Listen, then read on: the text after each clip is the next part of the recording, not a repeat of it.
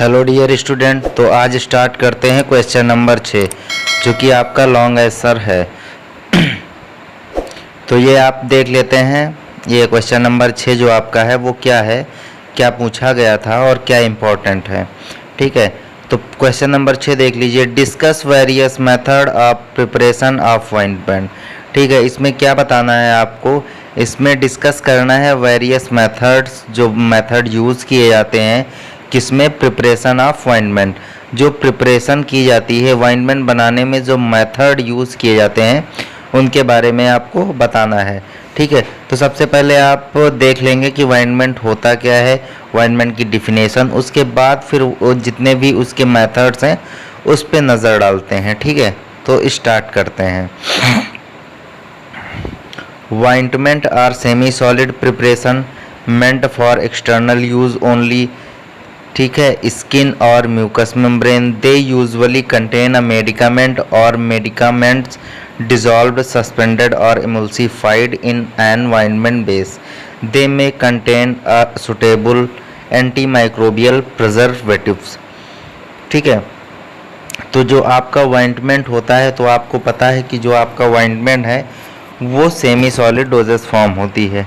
ठीक है भाई, कोई भी ऑइंटमेंट होता है, पेस्ट होता है, आप देखो क्या होता है, वो ना तो एकदम लिक्विड होता है ना तो एकदम सॉलिड होता है, वो क्या होता है, बीच का, मिड का होता है, चिपचिपा टाइप का, वो सेमी सॉलिड होता है।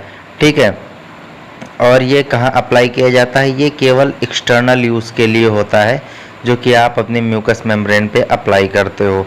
ठीक है, स्किन पे आप अप्लाई करते हो। ठीक, और इसके अंदर जो भी मेडिसिन्स होती हैं, जो भी ड्रग्स होती हैं, वह तो डिज़ोल्व रहती हैं या फिर सस्पेंडेड रहती हैं या फिर इमल्सिफाइड रहती हैं। ठीक है, एज अ ऑइंटमेंट बेस में। ठीक है, फिर इसके अंदर जब आप ये प्रिपरेशन करते हो तो ऐड करते हो क्या, सूटेबल एंटी माइक्रोबियल प्रिजर्वेटिव्स, ताकि कोई भी माइक्रोबियल कंटामिनेशन ना हो सके। तो ऑइंटमेंट क्या होता है, एक सेमी सॉलिड डोजेस फॉर्म होती है, सेमी सॉलिड प्रिपरेशन होती है, या यूज़ की जाती है एक्सटर्नल पार्ट्स पे, स्किन और म्यूकस मेम्ब्रेन पे। ठीक है, और जो इसके अंदर ड्रग पार्टिकल्स होते हैं वो सस्पेंड रहते हैं। ठीक है, या फिर डिज़ोल्व रहते हैं, जो भी बेसिस होते हैं। ठीक, तो अब देख लेते हैं प्रिपरेशन ऑफ ऑइंटमेंट। ठीक, तो प्रिपरेशन ऑफ ऑइंटमेंट क्या है देख लेते हैं। The ointment can prepared by any one of the following method.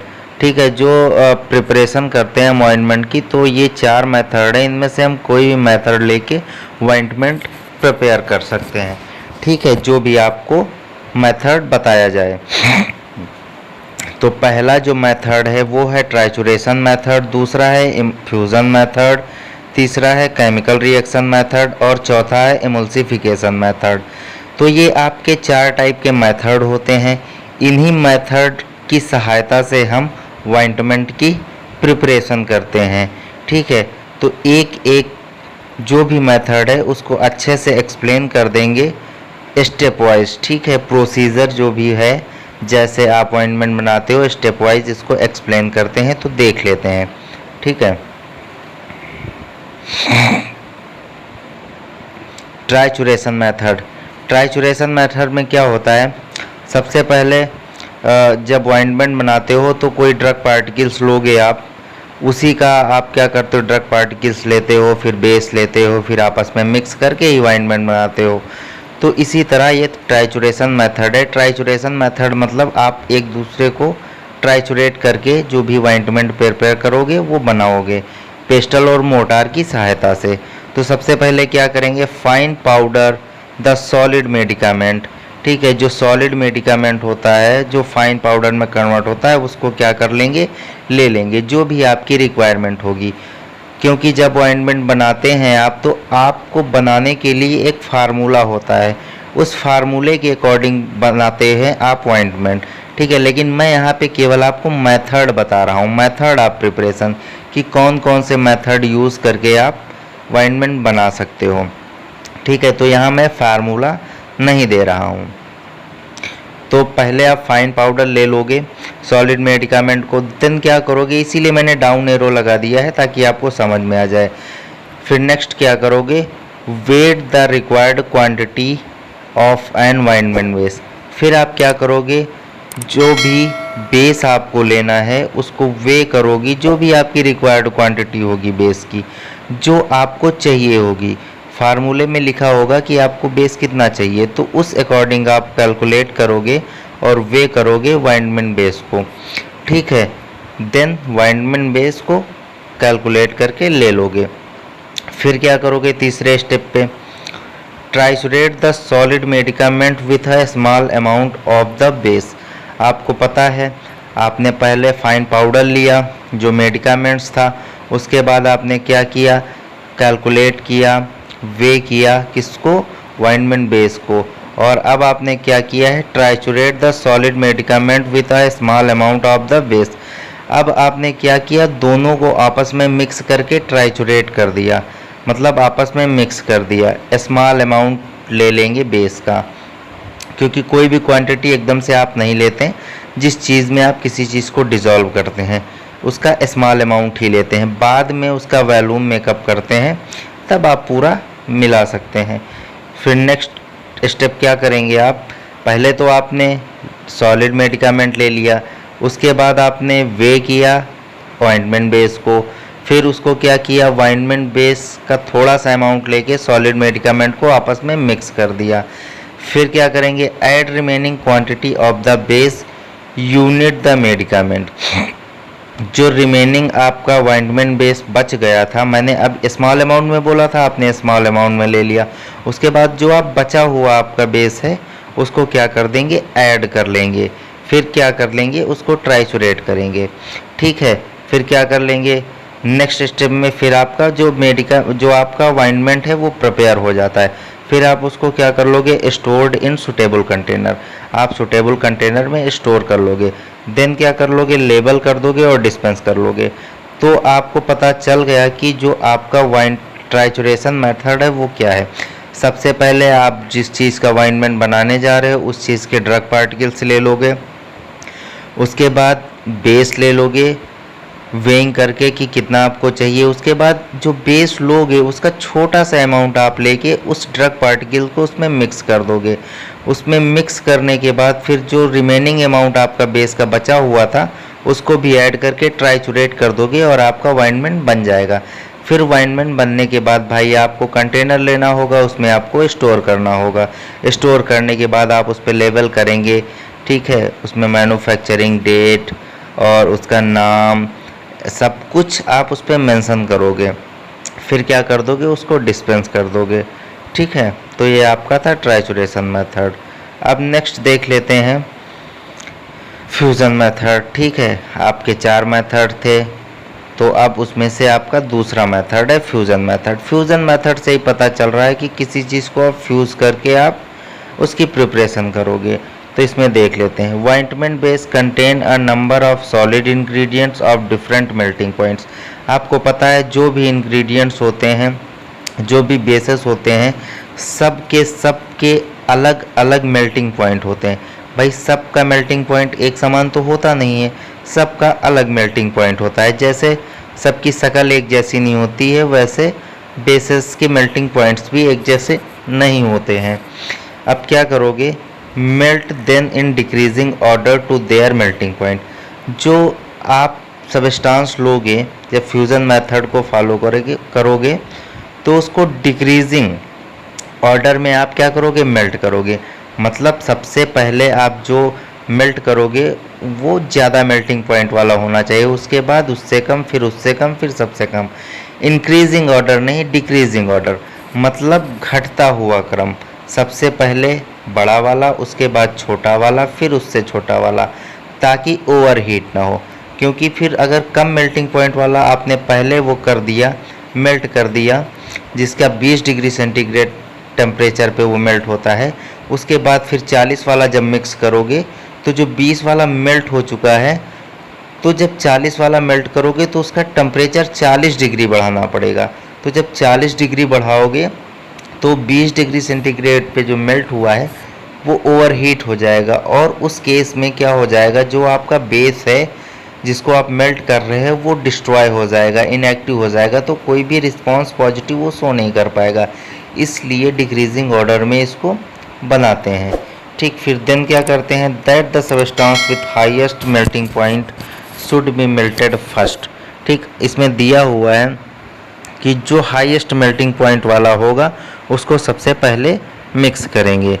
Then क्या करेंगे, the substance with next melting point, फिर सबसे पहले जब सबसे हाईएस्ट मेल्टिंग पॉइंट वाला हमने मेल्ट किया, उसके बाद क्या करेंगे, उससे कम मेल्टिंग पॉइंट वाला मेल्ट करेंगे जो भी सबस्टांस होगा। फिर then avoid the over heating of substance having low melting point. देखो मैंने बताया था कि 20 वाले को पहले नहीं करना है, फिर 40 वाला बाद में कर दो तो ओवर हीट हो जाएगा। तो यहाँ पे इसीलिए दिया हुआ है कि ओवर हीट को आप अवॉइड करोगे, वरना जो सबस्टांस होगा आपका ख़राब हो जाएगा। The medicament is incorporated slowly, the melted mass stirred thoroughly until the mass cool down and homogeneous product is formed। ठीक है, तो धीरे धीरे जब डिक्रीजिंग ऑर्डर में आप बेसिस को मेल्ट करते रहोगे तो हार्ड मास प्रोड्यूस हो जाएगा, और उसको लगातार जब आप स्टीयर करते रहोगे, मतलब किसी चम्मच से स्टीयरिंग रॉड से घुमाते रहोगे, उसके बाद क्या हो जाएगा, वो एक होमोजीनियस प्रोडक्ट फॉर्म कर देगा, मतलब एक समान अच्छा प्रोडक्ट फॉर्म करेगा। फिर उसको क्या करना है, आपको स्टोर करके पैक करके डिस्पेंस कर देना है। तो आपका जो ये फ्यूज़न मेथड था आपको पता चल गया। सबसे पहले तो आपको पता होना चाहिए कि जितने भी बेसेस होते हैं सबके मेल्टिंग पॉइंट अलग अलग होते हैं, और उसके बाद आपको इसको डिक्रीजिंग ऑर्डर में ही मेल्ट करना था। मतलब सबसे पहले बड़ा वाला प्रोडक्ट लेंगे, मतलब बड़े मेल्टिंग पॉइंट वाला, फिर उसके बाद छोटा मेल्टिंग पॉइंट वाला। जब आपस में मिक्स हो जाएगा तो आपको यूनिफॉर्म प्रोडक्ट मिल जाएगा। लेकिन एक बात आपको बताना चाहूँगा, ये केवल आपका प्रोसीजर, यहाँ पे कोई आपको फार्मूला नहीं दिया है कि उसके अकॉर्डिंग आप लिखें। लेकिन जब आपको कोई फार्मूला दिया होगा तो आप उसमें जो केमिकल्स लिखे होंगे उसके अकॉर्डिंग आप बनाएंगे अपना प्रोसीजर। फिर नेक्स्ट देख लेते हैं chemical reaction method. Chemical reaction method आपको पता है कि इससे बात ही से पता चल रहा है कि केमिकल रिएक्ट करके कोई भी सब्सटेंस को प्रिपेयर करना होता है। Certain chemical reaction are involve in the preparation several ointment. ठीक है, कुछ केमिकल रिएक्शंस करके बनाए जाते हैं ऑइंटमेंट, कुछ ही ऑइंटमेंट्स ऐसे होते हैं जिनको केमिकल रिएक्ट करके बनाया जाता है। जैसे कि इसमें मैंने एग्जांपल दे दिया है, एग्जांपल आयोडीन ऑइंटमेंट। अगर आपको कोई बोल दे कि आप आयोडीन ऑइंटमेंट बनाएं तो आप कैसे बनाएंगे, तो आयोडीन ऑइंटमेंट बनाने के लिए आपके पास फार्मूला होना चाहिए। जब फार्मूला होगा तभी आप आयोडीन ऑइंटमेंट बना पाएंगे। तो इसमें मैंने एग्जाम्पल के रूप में आपको आयोडीन का फार्मूला भी दे दिया है। ये देखिए, इसमें लिखा हुआ है prepare and dispense 50 gram of strong iodine ointment. आपको क्या करना है, प्रिपेयर करना है, उसके बाद डिस्पेंस करना है 50 gram of strong iodine ointment. आपको 50 ग्राम का स्ट्रॉन्ग ऑइंटमेंट बनाना है। तो फार्मूला क्या है देख लीजिए, RX। उसके बाद पहला इसमें जो आपका केमिकल लगेगा वो है आयोडीन। आयोडीन कितने ग्राम, 2 ग्राम। पोटेशियम आयोडाइड कितने ग्राम लेना है आपको, 2 ग्राम। वुल्फाइड कितने ग्राम लेना है आपको, 2 ग्राम जो बेस है आपका। येलो सॉफ्ट पैराफिन कितना लेना है, 38 ग्राम। और वाटर कितना लेना है, 6 ml। तो आपका ये केमिकल फार्मूला है। ठीक है, तो केमिकल फार्मूला आपको मिल गया है। अब आप क्या करोगे, अब आप इसका प्रोसीजर लिखोगे। प्रोसीजर में केमिकल रिएक्शन के थ्रू अगर प्रोसीजर फॉलो करते हैं तो कैसे करेंगे, तो सबसे पहले क्या करेंगे, जो भी फार्मूला दिया है उसमें जो आयोडीन है और जो पोटेशियम आयोडाइड है उसको क्या करेंगे, dissolve the iodine in the presence of potassium iodide in water.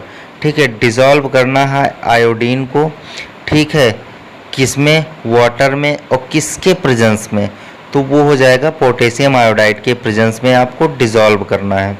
उसके बाद नेक्स्ट क्या हो जाएगा, melt the wool fat yellow soft paraffin. फिर आप मेल्ट करोगे वुल्फाइड और येलो सॉफ्ट पैराफिन को डिक्रीजिंग ऑर्डर में। जिसका मेल्टिंग पॉइंट ज़्यादा होगा उसको पहले मेल्ट कर लोगे, जिसका कम होगा उसको बाद में मेल्ट करोगे। फिर क्या करोगे, cool to about 40 degree centigrade and added iodine solution. फिर क्या करोगे, उसको 40 डिग्री सेंटीग्रेड तक ठंडा होने दोगे। मतलब अगर 120 डिग्री सेंटीग्रेड पे आपने उसको मेल्ट किया है तो उसका वेट करोगे, जब उसका टेम्परेचर 40 डिग्री सेंटीग्रेड हो जाएगा तब उसको क्या करोगे, ले लोगे, ठीक है। और उसमें स्टीयरिंग करते रहोगे, मतलब कि एक स्टीयरिंग रॉड से घुमाते रहोगे ताकि अच्छे से मिक्स हो जाए। फिर क्या हो जाएगा, until cold and stored in glass. फिर वो पूरी तरह से जब ठंडा हो जाएगा, नेचुरली आपको ठंडा करना है, ऐसा नहीं कि आपने उसको पानी में डाल के ठंडा कर दिया। नेचुरली ठंडा होना चाहिए। ठंडा करने के बाद उसको ग्लास जार में आप स्टोर कर लोगे। आपको पता है जो भी आयोडीन ऑइंटमेंट होता है वो जार में ही होता है, उसको अब तो ट्यूब्स में भी आने लगा है, तो उसको स्टोर कर लेंगे। स्टोर करने के बाद कोई भी चीज़ होती है आप उसको लेबल करेंगे, लेबल करने के बाद ही डिस्पेंस करेंगे। इसके बाद जो आपका इमल्सिफाइंग वाला आपका है मेथड, वो भी सेम इसी तरह है, ठीक। इसमें मैंने इसीलिए फार्मूला देके बता दिया। अब इसके बाद जो आपका क्वेश्चन नंबर 7 होगा वो फ्लॉकुलेटेड और डीफ्लॉकुलेटेड सस्पेंशन के बीच डिफरेंस बताने वाला होगा, तो वो मैं नेक्स्ट वीडियो में एक्सप्लेन कर दूंगा। अब आपने इस वीडियो में पढ़ा कि ऑइंटमेंट क्या होता है, ऑइंटमेंट की आपने डिफिनेशन पढ़ ली, फिर टाइप्स ऑफ प्रिपरेशन, जो भी मेथड आपके होते हैं, वेरियस मेथड्स जो यूज़ किए गए हैं ऑइंटमेंट प्रिपरेशन में, उसके बारे में आपने पढ़ा। वो कितने टाइप्स के होते हैं आपने पढ़ा, वो 4 टाइप्स के होते हैं, fusion methods, chemical reaction method, trituration method और इमल्सिफाइड मेथड, ठीक है। तो सबको एक एक करके मैंने एक्सप्लेन कर दिया है। लॉन्ग क्वेश्चन में आएगा तो अच्छे से कर लीजिएगा, और ये नोट्स आप अपनी कॉपी पे भी लिख लीजिए, ठीक है। तो अब जो है नेक्स्ट वीडियो में मिलते हैं। Okay, thank